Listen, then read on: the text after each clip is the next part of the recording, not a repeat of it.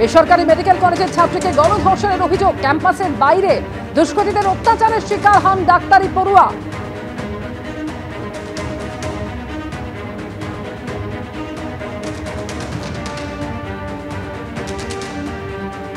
Campus থেকে বেরিয়ে যাচ্ছে যে রাস্তা, যেখান দিয়ে গাড়ি চলাচল করছে আমরা দেখতে পাচ্ছি, সেই রাস্তা চলে যাচ্ছে শহরের দিকে এবং দেখা যাচ্ছে দূরে, আমি একটু দেখাবার চেষ্টা করব, দূরে দেখা যাচ্ছে যে কলেজ ক্যাম্পাসের যে বিল্ডিংগুলো দেখা যাচ্ছে, সেই ক্যাম্পাস থেকে বেরিয়ে রাস্তা চলে যাচ্ছে পুরো শহরের দিকে। মাঝখানে কয়েকশো মিটার শুনশান এরিয়া এবং এই রাস্তা থেকে কিছুটা ঢুকে এই জায়গাতেই গতকাল রাত্রেবেলায় সেখানে এই ঘটনা ঘটে।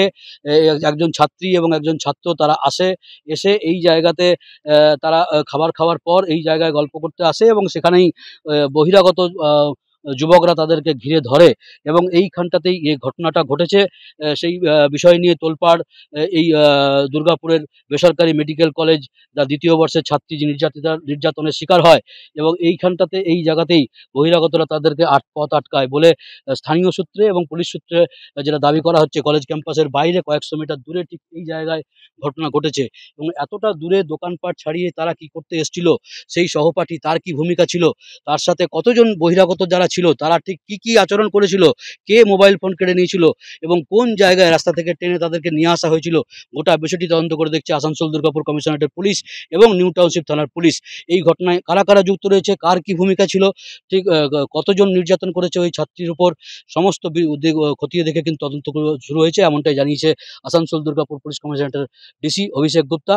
এবং এখনো পর্যন্ত এই ঘটনায় কেউ গ্রেপ্তার হয়নি, কিন্তু দফায় দফায় তার সহপাঠীকেও জেরা করা হচ্ছে এবং এই ঘটনায় যারা যুক্ত সব দিক খতিয়ে দেখে কিন্তু তদন্ত করছে আসানসোল দুর্গাপুর কমিশনারেটের পুলিশ। ক্যামেরা বিধানদের সাথে মনোজ বন্দ্যোপাধ্যায়, এবিপি আনন্দ, দুর্গাপুর, পশ্চিম বর্ধমান। খড়গপুরে তৃণমূল বনাম তৃণমূল, পঞ্চায়েত অফিসের মধ্যেই নেত্রীদের খণ্ডযুদ্ধ। তৃণমূলের পঞ্চায়েত প্রধানকে চুলের মুঠি ধরে জুতো পেটা করলেন তৃণমূলেরই পঞ্চায়েত সদস্যা, মুখে মাখিয়ে দেওয়া হলো কালি। পরিস্থিতি এমন জায়গায় পৌঁছয় যে খড়গপুর 2 নম্বর ব্লকের জয়েন্ট বিডিও ও পুলিশকে সেখানে যেতে হয়, তারপর পরিস্থিতি নিয়ন্ত্রণে আসে। প্রকাশ্যে জুতো পেটা, বেধড়ক মারধর। তৃণমূল পরিচালিত খড়গপুর 2 নম্বর ব্লকের চাঙ্গুয়াল পঞ্চায়েত অফিসের ভেতরে তৃণমূলের পঞ্চায়েত সদস্য সুজাতাদের হাতে মারধর খেলেন তৃণমূলেরই পঞ্চায়েত প্রধান দীপালি সিংহ। অভিযোগ, এলাকার উন্নয়নমূলক কাজ নিয়ে বাধা দেওয়া নিয়েই বাধে বচসা, যা করায় মারামারিতে। পঞ্চায়েত অফিসের মধ্যেই তৃণমূল বনাম তৃণমূল, একেবারে খণ্ডযুদ্ধ। আমাদেরই একজন পঞ্চায়েত মেম্বার, তিনি আমার কাছে এসেছিলেন, এসে বলেছেন যে ওনার একটা কাজ, মানে গার্ডওয়াল একটা কাজ আছে, যেটা হচ্ছে উনি এইবারে করতে চাচ্ছেন। উনি প্রি প্ল্যান করে এসেছিলেন। এই যে কালি উনি উনি কালিটা আমার গায়ে ছিটাবে বলে এসেছিলেন এবং হাতে মেখেছেন, মেখে আমার গালে লাগালেন। লাগিয়ে আমি যখন কালিটা আমার ঢালবে, আমি তখন এমন ধাক্কা মেরেছি, ওই যে দেখুন ওই পাশে গিয়ে ধাক্কাটা লেগেছে। একটা চীনামাটির টপ তুলে এনে আমার মাথায় আঘাত করেছে। এবার মাথায় আঘাত করার পর আমাকে চিড়েছে নখে টকে, এবার মুখে কালি লাগিয়েছে আমাকে এবং পুরো জামা ওড়না দোপাট্টায় পুরো কালি লাগিয়ে দিয়েছে। অঞ্চল অফিস জিপি গ্রুপে আমি পুরো তালা ঝুলে রেখে দিয়েছি। তো এবার ঝুলানোর পর আমি পুরো পাবলিককে ডেকেছি, আমরা সবাই তৃণমূল, তো ওনাদেরকে ডাকার পর ওনারা এসেছে। ওনারা আসার পর এবারে প্রধানকে জিজ্ঞাসা করেছে যে আমাদের পঞ্চায়েতের গায়ে কেন হাত তুলেছে, এটা বলতে তখন ওনারা মেরেছে 1-2 ঘা করে। পঞ্চায়েত অফিসেই তৃণমূলের 2 নেত্রীর মারধরের ছবি প্রকাশ্যে। মারছেন তৃণমূলের পঞ্চায়েত সদস্য, মার খাচ্ছেন তৃণমূলের পঞ্চায়েত প্রধান।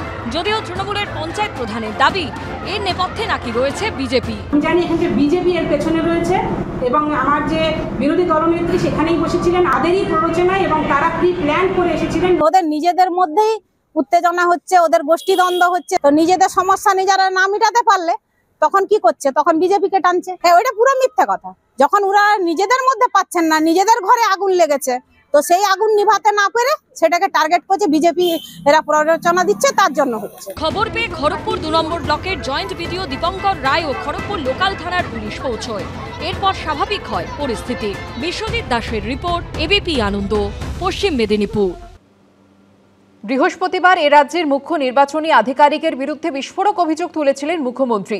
24 ঘন্টার মধ্যে এ বিষয়ে মুখ্যমন্ত্রীকে চ্যালেঞ্জ ছুড়লেন বিরোধী দলনেতা শুভেন্দু অধিকারী। সোমবারের মধ্যে মুখ্যমন্ত্রীর অভিযোগের প্রমাণ দিতে হবে বলে সময়সীমা বেঁধে দিলেন বিরোধী দলনেতা। এখানে যিনি সিইও স্টেটের থেকে যিনি গেছেন, যিনি যার বিরুদ্ধে অনেক কিছু অভিযোগ আছে, যেটাকে আমি রাজনৈতিক ভাষাও বলবো না, গুন্ডাদের ভাষা বলে বলবো। এসআইআর শুরুর আগেই রাজ্যে বেনজির সংঘাতের পরিস্থিতি। বৃহস্পতিবার সরাসরি রাজ্যের মুখ্য নির্বাচনী আধিকারিকের বিরুদ্ধে বিস্ফোরক অভিযোগ করেছিলেন মমতা বন্দ্যোপাধ্যায়। 24 ঘন্টার মধ্যে তার দিকে পাল্টা চ্যালেঞ্জ ছুড়ে দিলেন শুভেন্দু অধিকারী, বেঁধে দিলেন ডেডলাইন। এখানে যিনি সিইও স্টেটের থেকে যিনি গেছেন, যিনি যার বিরুদ্ধে অনেক কিছু অভিযোগ আছে, সেগুলো সময় হলে বলবো। আশা করি তিনি বেড়ে খেলবেন না, মানে ওভার রিঅ্যাক্ট করবেন না।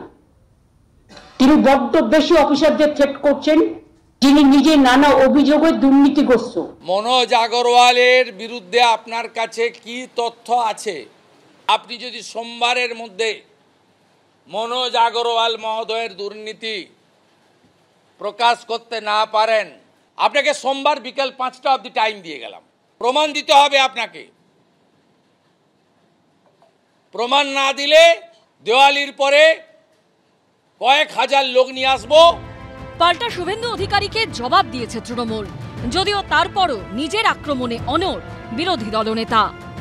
শুভেন্দু অধিকারী বিরোধী দলনেতা এবং বিজেপি নেতারা চূড়ান্ত হতাশাগ্রস্ত, অবসাদগ্রস্ত রাজনীতি করছেন।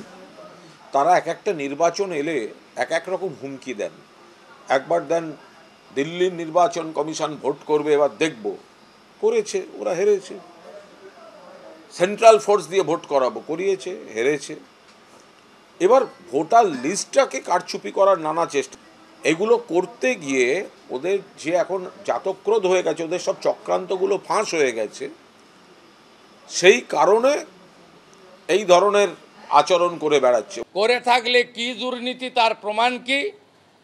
2, কোন আধিকারিককে চমকেছেন, কখন চমকেছেন, কিভাবে চমকেছেন, সেই আধিকারিকের অভিযোগ যদি সামনে না আনেন তাহলে ধরে নেব আপনি এসআইআর নিয়ে ভয় পেয়েছেন, ক্ষমতা হারানোর ভয় পেয়েছেন, তাই আপনি এই ধরনের কথাবার্তা বলেছেন।